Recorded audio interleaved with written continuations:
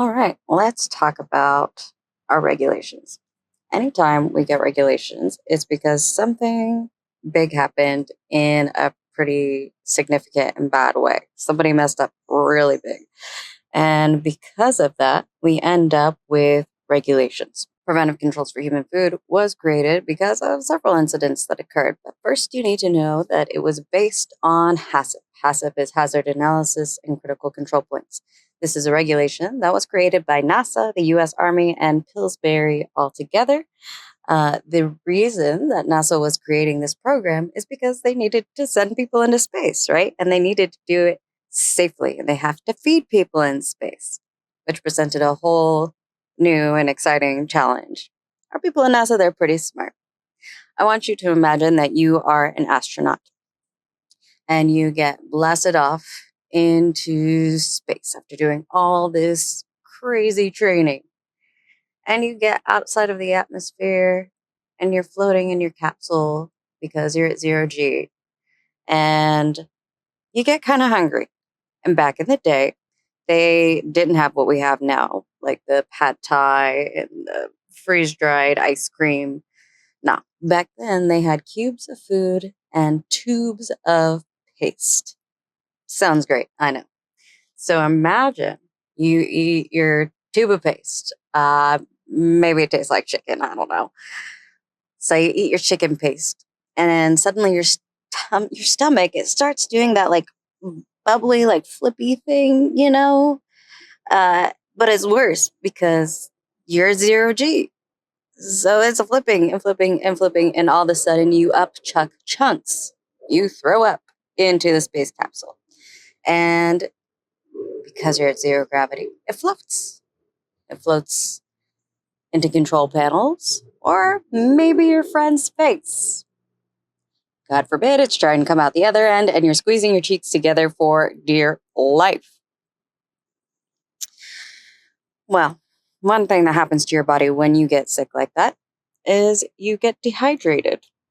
It's not good for you. And it's really hard to get water in space. Right now on the International Space Station, those astronauts, every bit of water that's coming out of them is being recycled. So they have something to drink. I know, right? So like I said earlier, our people at NASA, they're pretty smart. They understand how to make good systems. And they were like, okay, we can tackle this problem. How do we make it so that when somebody eats the chicken paste, they don't end up throwing up? And so they start with the chicken, right? So we know that chicken is commonly associated with pathogenic bacteria, specifically salmonella. Tends to hang out in the intestinal tract of chickens. So that's the hazard analysis part, right?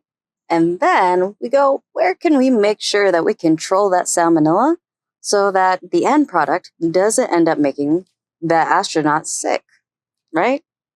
So that would be the cook step. If I can cook that chicken paste well enough, we're NASA, so we're probably adding pressure too.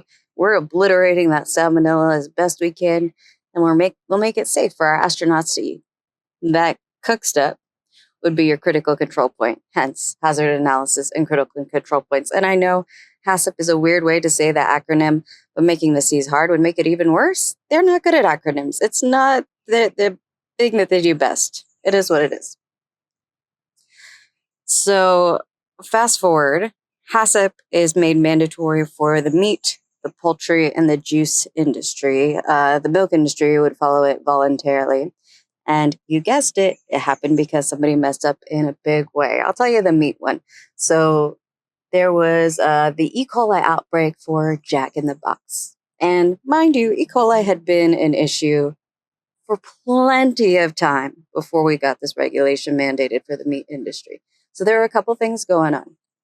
So Jack in the Box got a load of ground beef that had high levels of E. coli, another type of pathogenic bacteria.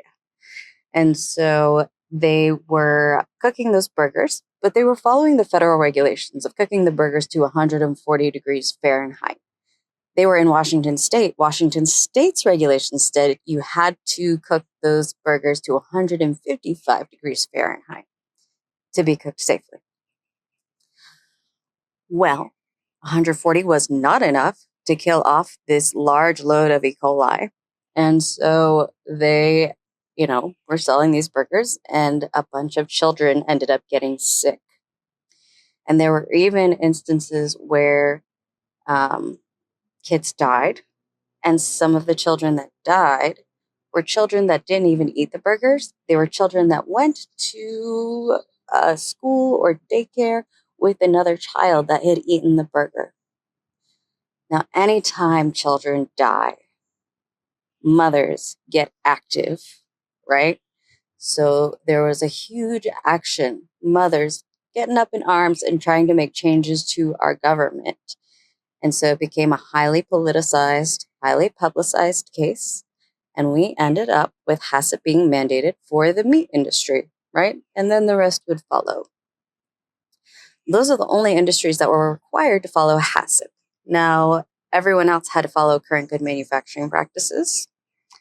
And to what level a company follows good manufacturing practices depends on the level of risk of their product, who their customers are. Are they at-risk customers like infants, kids, elderly people, immunocompromised people, pregnant women, even athletes can be considered immunocompromised because they work their body really hard and they're traveling all the time.